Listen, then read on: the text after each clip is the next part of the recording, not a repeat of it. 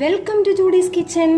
Judy's கிச்சன்ல இன்னைக்கு நம்ம பார்க்க போற ரெசிபி என்னன்னு பாத்தீங்கன்னா சூப்பரான ஒரு கொத்து சப்பாத்தி வந்து எப்படி பண்றதுன்னு பார்க்க போறோம்.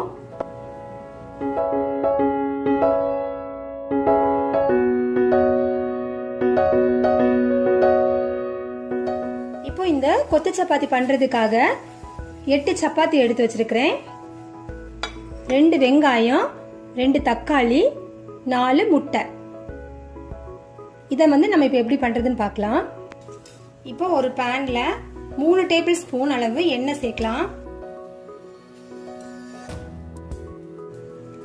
தாளிக்கிறதுக்கு பட்டை, ஏலம், கிராம்பு, கொஞ்சமா சோம்பு.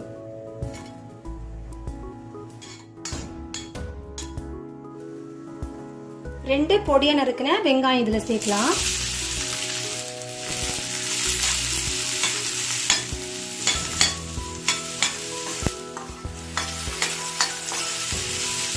இந்த வெங்காயம் வதங்குறதுக்கு மட்டும் கொஞ்சமா உப்பு சேர்க்கலாம்.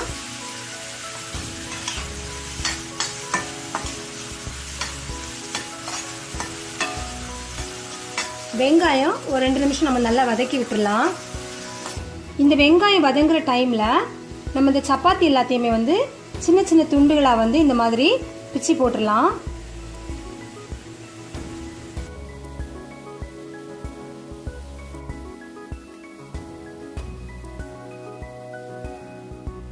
இப்போ நம்மளோட சப்பாத்தி எல்லாமே இந்த மாதிரி சின்ன சின்ன பீசஸா வந்து நம்ம பிச்சு போட்டாச்சு.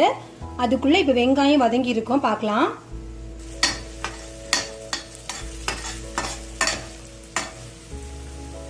இப்ப இதுல 1/2 டீஸ்பூன் அளவுக்கு இஞ்சி பூண்டு விழுது சேர்க்கலாம்.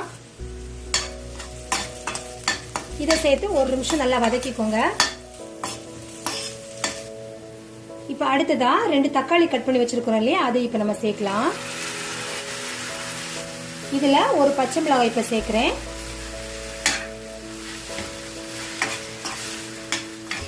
இந்த தக்காளி வெங்காயம் எல்லாமே நல்லா குக் ஆகட்டும்.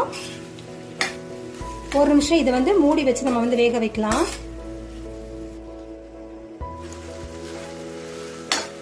தக்காளி இந்த மாதிரி மூடி வச்சு நல்லா வந்து வேக வச்சிருக்கிறேன். கரண்டியால வந்து இந்த தக்காளி துண்டுகள் எல்லாமே நல்லா மசிச்சு விட்டுருங்க. இப்ப நம்ம இதுல வந்து பொடிகள் சேர்க்கலாம். 3/4 டீஸ்பூன் அளவுக்கு மிளகாய் தூள். காரம் வந்து உங்களுக்கு அதிகமா வேணும்னா நீங்க வந்து சேர்க்கலாம். 3/4 டீஸ்பூன் சோம்பு தூள். 1 டீஸ்பூன் கரம் மசாலா.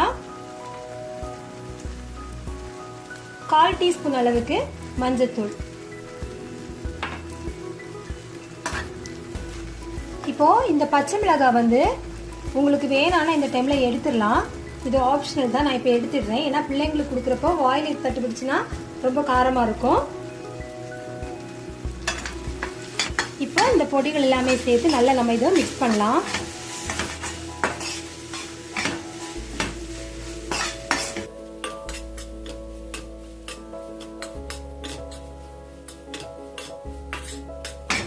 ஒரு நிமிஷம் அந்த எண்ணெயில வந்து இந்த பொடிகள் நல்லா வதங்கட்டும். இந்த மசாலா எல்லாம் சேர்த்ததுக்கு அப்புறமா கொஞ்சம் ட்ரை ஆகுற மாதிரி இருக்கும். அந்த டைம்ல ஒரு 1/4 கப் அளவு தண்ணி இதுல சேர்க்கலாம். இப்ப இதுல கொஞ்சமா உப்பு நான் சேர்க்கிறேன்.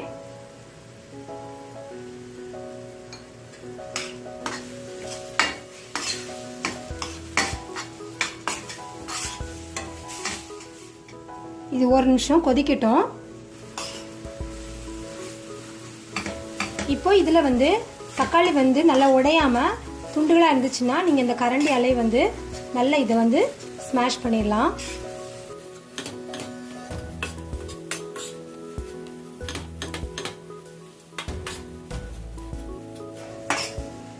இப்போ நம்ம பிச்சு வச்சிருக்கிற இந்த சப்பாத்தி வந்து இதுல சேர்க்கலாம்.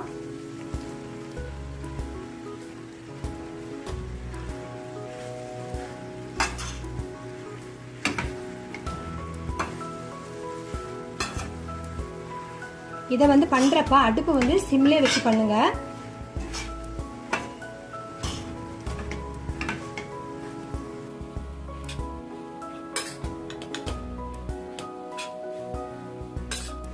இந்த சப்பாத்தி பீசஸ் வந்து போட்டதுக்கு அப்புறமா இந்த மாதிரி விளிம்பு வந்து கொஞ்சம் ஷார்ப்பா இருக்கிற மாதிரி ஒரு கப் இல்லைன்னா ஒரு பாத்திரம் எடுத்துக்கோங்க. இந்த மாதிரி இதால வந்து நல்லா கொத்தி விட்டுறலாம்.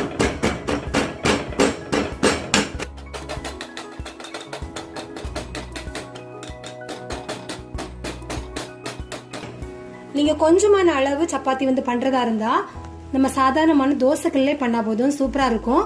இது வந்து இப்ப 8 சப்பாத்தி இருக்கிறனால கொஞ்சம் அதிகமா இருக்கிறதுனால நம்ம தோசைக்கல்ல பண்ண முடியாது, அதனால நான் பேன்ல பண்றேன். ஒரு 2ல இருந்து 3 நிமிஷம் இந்த சப்பாத்தி வந்து நல்லா கொத்தி விட்டுட்டீங்கன்னா நல்லா தூள் தூளா வந்து நம்மளுக்கு அது உடைஞ்சு கிடைக்கும். இப்போ நம்மளுடைய சப்பாத்தி எல்லாமே இந்த மாதிரி நல்ல பீசஸா வந்து நம்ம வந்து கொத்தி எடுத்தாச்சு. நம்ம இதை கட் பண்றப்போ என்னதான் வந்து நம்ம குட்டி குட்டியா பிச்சு எடுத்தா கூட வந்து இந்த மசாலா கூட இந்த கடையில பண்ற மாதிரி இந்த மாதிரி நம்ம கொத்தி எடுத்து பண்றப்போ ரொம்ப நல்ல டேஸ்டா இருக்கும். கண்டிப்பா அந்த டிஃபரன்ஸ் நமக்கு தெரியும். இன்னொரு விஷயம், நீங்க இந்த அடுப்புல வச்சு இது வந்து கொத்துறதுக்கு உங்களுக்கு கஷ்டமா இருந்துச்சுன்னா நீங்க என்ன பண்ணலாம்னா 1 நிமிஷம் அடுப்பை அணைச்சிட்டு அப்புறமா இந்த மாதிரி நல்லா கொத்தி எடுத்துக்கோங்க. அதுக்கப்புறமா நீங்க இதை அடுப்புல வச்சு அடுத்த ஸ்டெப் நம்ம பண்ணலாம். இப்ப நடுவுல கொஞ்சம் வந்து நம்ம ஸ்பேஸ் விடலாம். இதுல ஒரு 1/2 டீஸ்பூன் அளவுக்கு நான் எண்ணெய் சேர்க்கிறேன். நம்ம எடுத்து வச்சிருந்தோம் இல்லையா 4 முட்டை, அதை வந்து இப்ப இதுல ஊத்திடலாம்.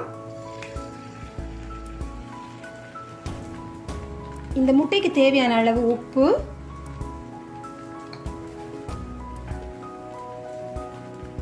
கொஞ்சமா மிளகுத்தூள் இதுல சேர்க்கலாம்.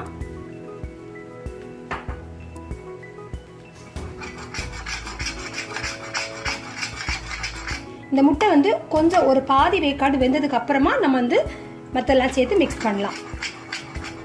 ஃபர்ஸ்ட்ல நீங்க வந்து எல்லா பக்கமும் சேர்த்து மிக்ஸ் பண்ணிட்டீங்கன்னா முட்டையோட வாசனை ரொம்ப தூக்கலா தெரியும்.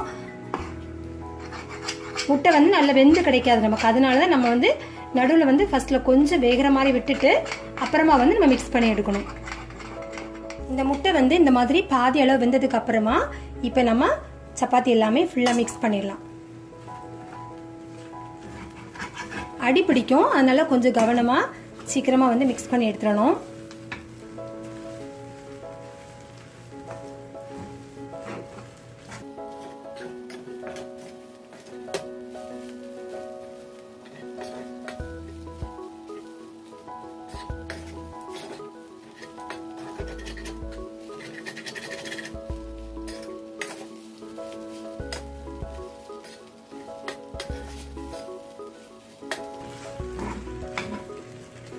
இதுல ஒரு கொத்து கறிவேப்பிலை வந்து பிச்சி போட்டு இதுல நம்ம வதக்கிடலாம்.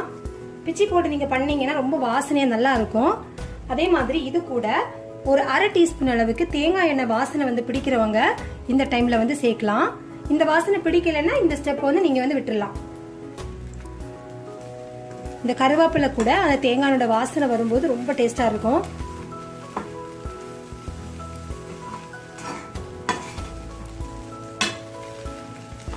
அடுப்பு வந்து ரொம்ப கவனிக்க வேண்டியது, நீங்க சிம்லே தான் வச்சு பண்ணணும்.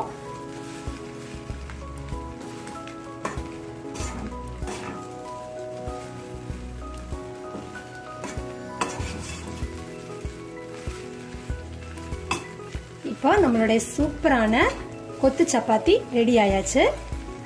கண்டிப்பா இந்த ரெசிபி எல்லாரும் ட்ரை பண்ணி பாருங்க.